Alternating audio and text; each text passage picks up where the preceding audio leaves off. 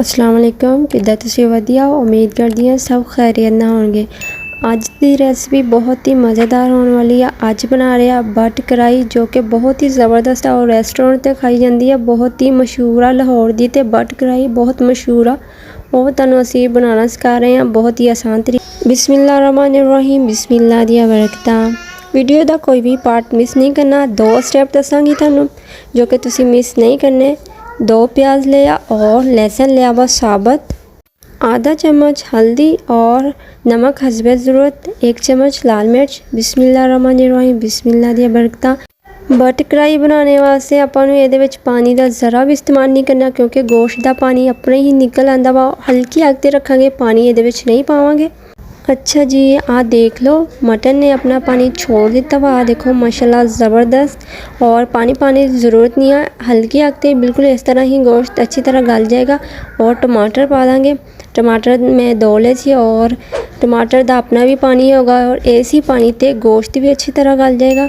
और बट कढ़ाई बनाने का तरीका भी तुहानूं आ जाऊगा। मेन स्टेप ये है, तुसीं मिस नहीं करना। और मैं तुहानूं एंड ते दसांगी जो कि बट कढ़ाई का राज आ, और उसदे बगैर बट कढ़ाई बिल्कुल ही अधूरी है। बिस्मिल्लाहिर्रहमानिर्रहीम, बिस्मिल्लाह दी बरकतां। 2 चम्मच घी दे पावांगे। अगर मेरे चैनल को सबसक्राइब नहीं किया तो जाके जल्दी ना सबसक्राइब कर दो और नाल ही बैल आइकन का बटन प्रेस कर दियो ताकि तुहानूं हर आने वाली वीडियो मिल सके। हल्की अग ते रख दिंदे सिर्फ 15 मिनट वास्ते। बिस्मिल्लाह करते हैं। माशाल्लाह ज़बरदस्त खुशबू आ रही है। अच्छी तरह गोश्त गल चुकिया वा और बहुत ही मज़े की खुशबू आती है। अच्छा, हुण ਇਹਦੇ ਵਿੱਚ एंड वाला स्टेप जो कि तुसी मिस नहीं करना और मैं तुहानूं दसूँगी जिहदे बगैर बट कढ़ाई बिल्कुल ही अधूरी है। मेरी रेसिपी नूं अपने प्यारे ते शेयर भी कर देगा और मैनूं कमेंट करके लाजमी दस्सिओ तुहानूं मेरी रेसिपी किद्दां दी लगी। अच्छा जी, जो मेन स्टेप आ मैं तुहानूं दस दिंदी आ ओह आ मैं पाऊँगी ਇਹਦੇ ਵਿੱਚ 4 चम्मच दही दे। और एक चीज़ और आ जादू हो जाना वा, ਉਹਦੇ ਨਾਲ खुशबू और भी बहुत ज़बरदस्त जायका मिलेगा तुहानूं।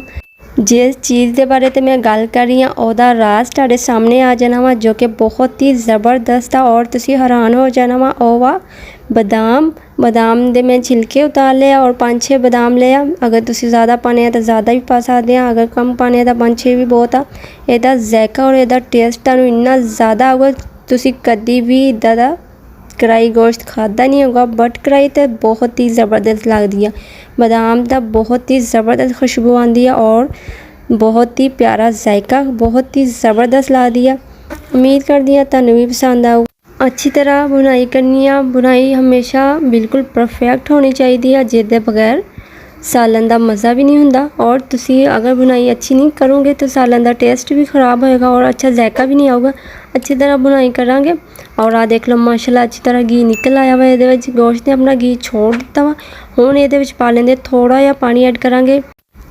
1 गिलास ਇਹਦੇ ਵਿੱਚ पानी पावांगे और 1 गिलास तो ज़्यादा नहीं पाना। ਜਿਹੜੇ थोड़ी बहुती गोश्त की कसर रहिंदी होगी ना, वो अच्छी तरह गल जाएगा। और 5 मिनट पकाना वा, इन्ना ज़्यादा नहीं पकावांगे, सिर्फ 5 मिनट वास्ते।